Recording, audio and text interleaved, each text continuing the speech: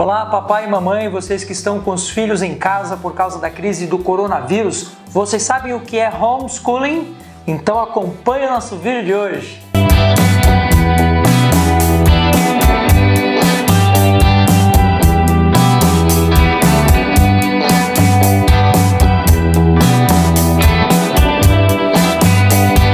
Olá, sejam muito bem-vindos. Eu sou o professor Júlio, sou neurocientista, especialista em educação emocional e estou aqui hoje para falar sobre o homeschooling.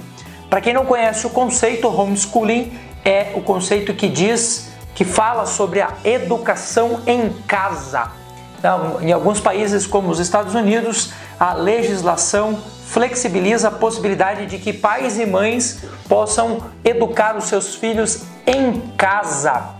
No Brasil, recentemente, nós tivemos uma discussão mais intensa, mais acalorada, nos anos aí de 2018, 2019, tendo aí uma posição oficial do nosso Supremo Tribunal em relação ao homeschooling, proibindo esta prática no Brasil. Mas é importante que a gente entenda que quando se faz essa proibição é no sentido de que, de uma maneira regulamentar, as mães e pais possam educar os seus filhos em casa com conteúdos que seriam trabalhados na escola. Então hoje o nosso sistema educacional não reconhece o homeschooling como uma possibilidade, o que não inviabiliza que a gente faça isso na nossa casa. A grande questão aqui, e situação que eu tenho levantado bastante com os pais, mães, professores e professoras, enfim, todo mundo que faz parte aí do contexto escolar, é o que ser trabalhado e de que forma isso pode ser trabalhado. Por quê? Porque nem sempre os pais e mães têm competência técnica, apesar de todos nós termos passado pela escola e muitos de nós dominarmos boa parte dos conhecimentos que estão na escola, mas os tempos são outros, os processos pedagógicos são outros, então nem sempre pais e mães têm competência técnica ou têm estratégia pedagógica para trabalhar isso com os filhos em casa. Como eu disse, isso não inviabiliza a prática do homeschooling. Por que não? Porque pais e mães têm ferramentas que os professores não têm. Nós temos um tipo de vínculo com os nossos filhos que os professores não têm. Nós trabalhamos de uma forma individualizada, algo que a escola não pode fazer. Então, opinião deste cientista, devemos fazer. Eu faço em casa, eu trabalho com os meus filhos. Você vai dizer, professor, mas você é professor e você tem toda essa carga pedagógica. É verdade, mas eu não tenho isso em todas as áreas. Então, quando eu vou dar aula de matemática, por exemplo, que não é a minha área, eu não sou professor de matemática. Eu faço uma condução junto com os meus filhos. O meu menino mais velho hoje já está no ensino médio e eu sei muito menos de matemática do que ele mesmo sabe. Agora, quando se trata de organizar a vida do ponto de vista estudantil, o que eu faço? Eu peço para o meu filho me ensinar matemática. Então você vai dizer assim, pois é, mas isso é homeschooling do pai com o filho? É. Por quê? Porque quando eu peço para ele me ensinar, na verdade quem ensina aprende duas vezes. E eu garanto uma coisa muitíssimo importante, muitíssimo importante. Ele está revisando a matéria que ele precisa, ele está estudando para poder me dar essa aula e nós dois estamos aprendendo juntos. Mas o meu objetivo principal não é que o Júlio esteja sendo instruído, e sim garantir a instrução para com os nossos filhos. Então, papai e mamãe, uma dica importante sobre o homeschooling. Não são os pais necessariamente que têm que ensinar os filhos. O papel do pai e da mãe não é o papel de professor. Entenda isso porque isso é bem importante. Qual é o papel do pai e da mãe? É de ser um garantidor no sentido de que o seu filho permaneça num processo de aprendizagem constante. Portanto, esta preocupação que muitos pais e mães têm no sentido de que eu tenho que ser um bom técnico para ensinar meu filho, ela não faz sentido no homeschooling. Não, pelo menos, no estilo que nós estamos trabalhando no Brasil, que não é a mesma coisa que acontece nos Estados Unidos. Lá e em outros países, o homeschooling exige competência técnica desse pai e dessa mãe para ensinar o seu filho ou sua filha. Mas é porque lá existe uma prova em que você demonstra conhecimentos, que você demonstra conteúdos para validar o certificado escolar, que aqui no Brasil somente a escola regular é que pode dar. Percebeu? Então, nossa preocupação não é em sermos ótimos técnicos, é sim de possibilitar o acompanhamento constante e contínuo dos nossos filhos, seja na idade em que forem. Perfeito? Então, primeira dica importante.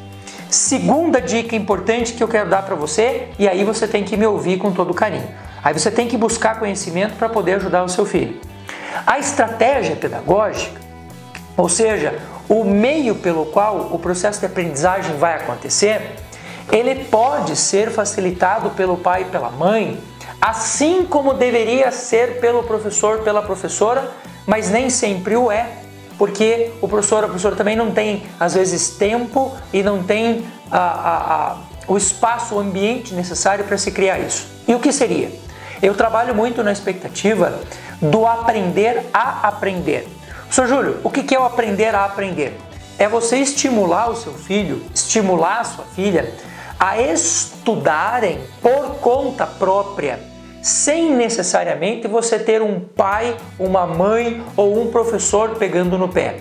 O aprender é garantido quando eu, enquanto pai, enquanto professor, de certa forma forço o meu aluno, forço o meu filho a estar ali fazendo essas atividades.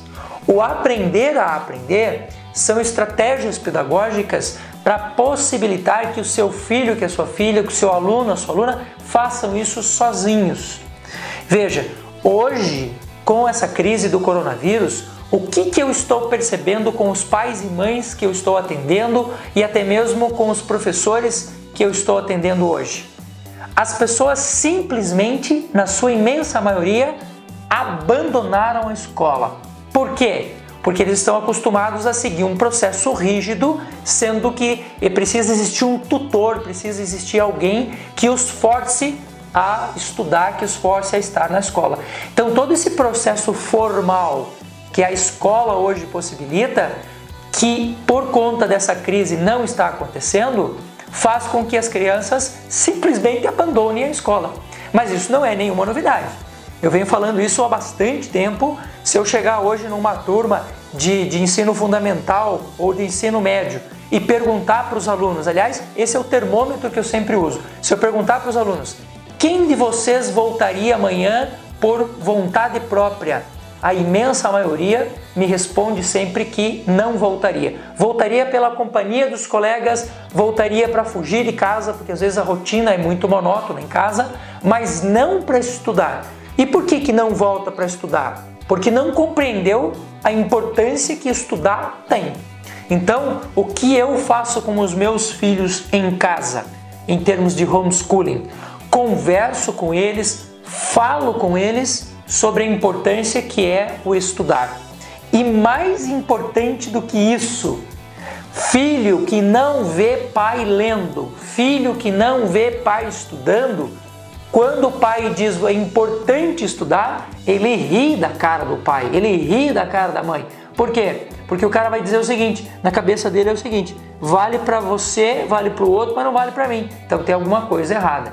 Eu não estou falando para você ter uma rotina de estudo, você que já estudou, você que já cumpriu o seu período, mas durante esse processo do homeschooling, ou seja, enquanto você está acompanhando o seu filho, é muito importante que você também faça isso, porque senão ele não vai ver em você aquilo que você está dizendo para ele mesmo fazer, perfeito?